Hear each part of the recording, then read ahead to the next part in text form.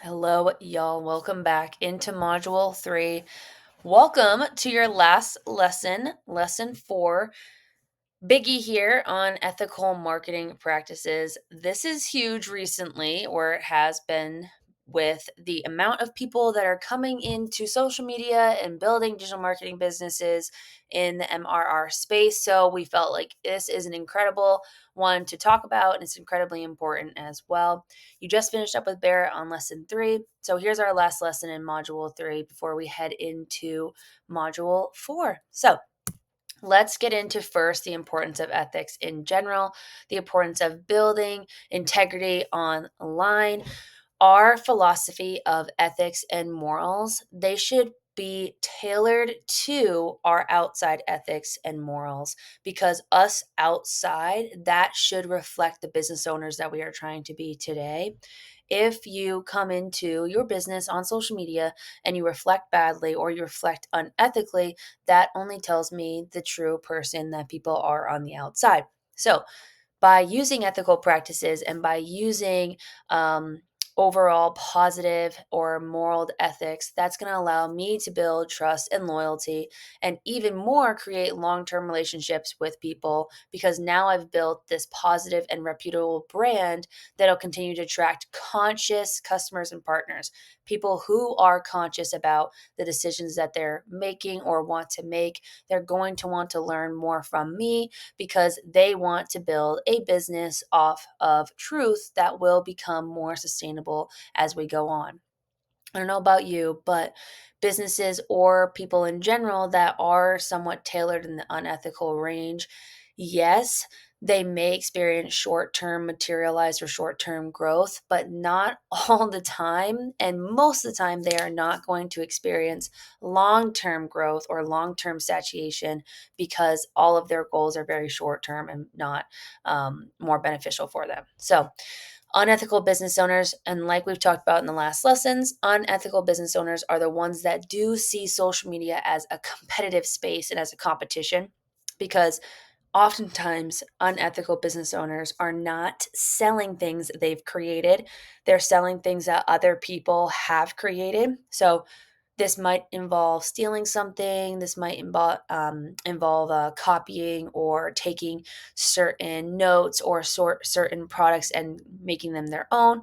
Or if you're new to the master resale rights community, then that would involve selling something that has full resale rights attached. So, yes, selling it as your own, but you did not make it. So, therefore, we do not feel aligned with it, nor do we feel like our soul is tied to that.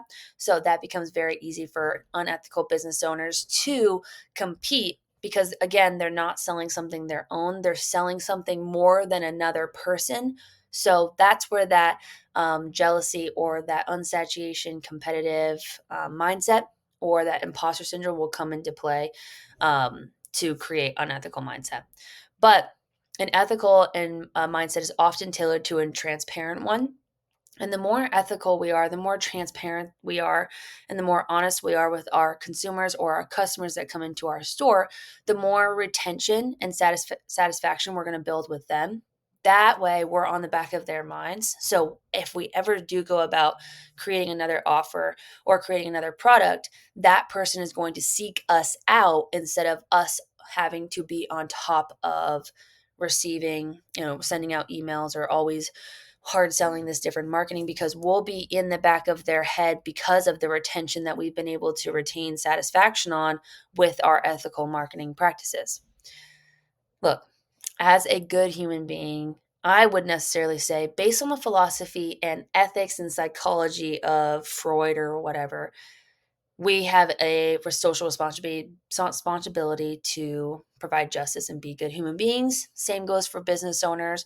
As business owners, we have a social responsibility to be ethical. Obviously, this does not necessarily mean this always happens, but these are important things that we need to talk about as business owners.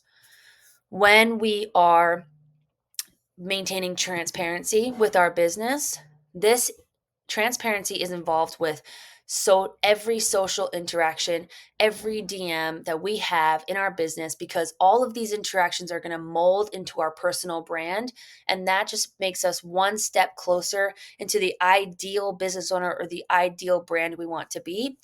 Same thing goes for humans. If we're at any conversation we have, any job interview we have, anytime we are sharing our opinions, we're subconsciously or consciously advertising ourselves as a human, as a friend, building a relationship. Same thing goes in for our business owners. Any direct message I have, any comment that I respond to, any person that I'm emailing with or on a live with, collaborating with, this subconsciously or consciously, if it's in the back of my mind, is advertising my brand. It's advertising my business. And this is often missed because a lot of people tend to want to be the supportive or caring person on one platform.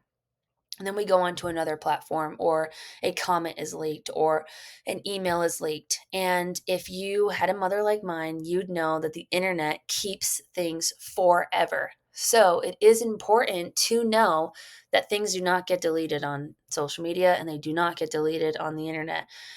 People will often remember and be able to retain unethical things we've done more or far longer than any ethical thing or that we positive thing that we've done. So it's important to keep up with not a facade, but with ethical practices as our business grows and keeping transparency. Now, let's talk about what happens if we do have a mistake or something like that in our business. Well, first, to maintain transparency with customers, we always want to have full disclosure with them. This involves wherever we bought our products from, how we're creating our products, the software we're using, where we're getting our information, how we're market researching. Are we using emails? Are we going on Pinterest? Are we DMing people? Where are our testimonies coming from? And a lot of these things can be altered, especially on social media and the technology that we have today. So it is important to have full disclosure with the customers that are seeing my stories or that are seeing my content or are seeing my lives, because it's important to have this disclosure with them so they can see my process. Now, same thing goes with truthful advertising. Obviously, this is tough because it's almost sad that this has to be talked about, but it does. Now, drawing incorrect correlations between things and showing proof, it can be tailored. Now, it's incredibly important to not exaggerate our results or to send misleading claims to other people or customers, because oftentimes we'll be tailored or we will be remembered with something that doesn't work out, or any false hope or any false expectation that that consumer has made for themselves. We'll be remembered by that if we create an exaggerated result or any misleading claim around it, or if we've drawn an incorrect correlation between a product and this result. We'll be remembered by that instead of even what we've created for ourselves in our business. So it's important. I like to go about, when I use truth advertising, I don't use absolute terms. This is should help, guaranteed help, you need this. I never say that. I don't use absolute terms in my marketing because that's what's often remembered most. So I always correlate it back with it could, or it's always helped me. That's why it's even more important to use storytelling, because I'm always going to tailor and explain experiences that I've had so that people don't tailor their false hope or their result with mine, because again, all I said was that this helped me and it could help you. I'm just going to tell you what I've done and you should try it yourself. But I'm always going to use my own experiences and my own results that I've done, and my own steps, my own strategies, because that way I have not involved any misleading or I have not exaggerated anything, because it has worked for me. This is why, as a coach, I tailor strategies to different people's wants and desires, because it's not going to be the same for each person, and it shouldn't, right? So, this is why it's even more important to have open communication and quick responses with my consumer, because again, I want them to know that I am that human being. I am that person that can help them or tailor things. So, accurate information. Again, sometimes I'm like, why does this have to be said? But sometimes it does. If we don't know something, this is why it's even more important to have disclosure and be open, because I want to find this for you. And people are going to remember what you've done for them almost more than what you've said to them or what you've provided to them. It's just the fact that you made an action or honest effort. So when people ask me questions, I do come across with an energy on screen, and that's marketing, that I know what I'm talking about and I very well am good at what I do. But if I don't necessarily have details about certain, let's use a product, for example. If someone asks me if this product is good or bad, which I would never say is one or the other, but I would say, let me find out for you. I want them to know that I'm willing to find the honest or the factual information and keep up to date information on my products or on my courses or on the information, the algorithm, the audience, whatever. I want to find that for someone, and they're going to remember that action of me looking for it for them, than almost more than just me saying what I found. So that's where we build trust. We build trust around or we build trust and rapport around our ethical practices, because building trust with our consumer is going to allow for an accountability of my own mistakes. We cannot be hypocrites in marketing. This is where, again, that honesty and that transparency comes in. People are going to remember the negative more than they've ever remembered the positive. So it's incredibly important not to be hypocritical when it comes to our results or our products or what we've done to see a certain amount of success or end result in our business. We need to also acknowledge any errors or any past things that we've done and why we don't do them anymore. So the biggest things I can say here is to remain adaptable in your business. The algorithm will change. The 2024 consumer and audience will change. How we absorb content will change. How we absorb different copywriting or posts on social media will change. It's already changed in the last decade based when I first got a social media. We have to remain adaptable as we go, adaptable as the content strategies are going to change. But we also have to be honest in the sense where, yeah, no, I did use that content strategy, or yeah, no, I did use this ad, or I did have this product. Here's why I don't anymore. And we have to be willing to share that open communication. So that goes into my next point. That open communication of journey of me getting to the point of where I am now, that needs to be shared, because that'll show effort that I've addressed a past issue, and that's going to allow credibility to build with my character. I have a certain character or credibility online because I'm very honest about what people have said to me and what I've said to other people.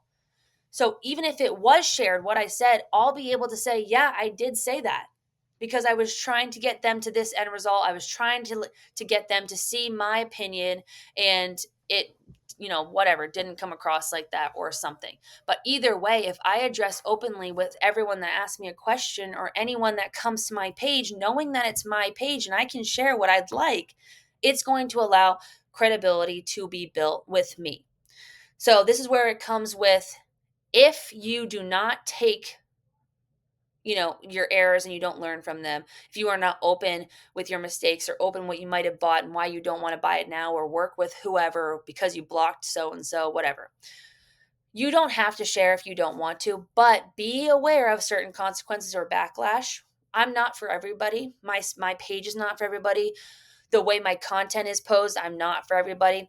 There will be negative sides to social media. There will be backlash in a sense, but we still need to remain transparent and follow through, because that's going to come with anything. We can't be naive and say that that won't ever come on social media. The difference is I'm going to set boundaries in my social media page, say no to certain people, block certain people, and accept consequences if I did have a bad day and say something in a DM or share a story that maybe was controversial at the time that didn't have anything to do with my business, but I shared it anyway. We are human, and you can do these things, but you just have to be willing to communicate openly with your audience and with yourself, and take the consequences for something that might have been shared. And a lot of people run away from that, and we don't want to run away from that. If you are signing up for social media, I'm telling you this now because a lot of people forget this as well for some reason. If you are signing up for social media, you are signing up for your story and for your face, for your products, for your character to be posed online. And that's why it's even more important to build a reputable character with ethical practices, because you are online. People will see you. And if you want to grow a social media business and market and monetize an account or a passion, you have to be willing to be open and share. So that does come with consequences. But there are a way to keep boundaries and to remain ethical based on the moral human you are outside in your life. And we can tailor that into your digital brand as well. So let's get into module 4 now. Now that we've learned all about our self-worth, our confidence, our self-identity, how to translate that into genuine connections and storytelling and ethical practices within our business. Now let's look at all the pieces kind of put together as we translate this scaling and authenticity into sales, revenue, consistent revenue. So let's get into lesson 1, module 4, complete the workbook today or before you head into lesson 1 on ethical practices that you see in your business and how possibly they could be tailored more efficiently or just overall better. So let's do it.